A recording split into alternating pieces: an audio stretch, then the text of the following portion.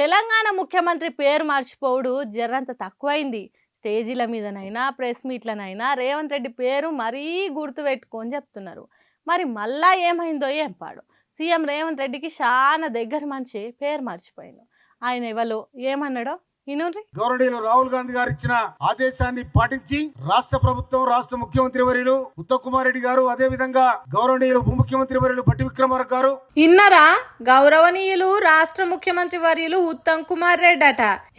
కాదు ఏదో పొరపాట్ల నోరు జారింది. మన ముఖ్యమంత్రి రేవంత్ రెడ్డి అని తర్వాతనైనా చదువుకుంటలేడు. నేను చెప్పిందే రైటు అన్నట్టు చెప్పుకుంటా పోతనే ఉన్నాడు. తుంగతుర్తి ఎమ్మెల్యే మందుల సామేలు జనం పొట్టు ఓట్లేసి గెలిపించింది ముఖ్యమంత్రి పేరు మర్చిపోయేతానికేనా?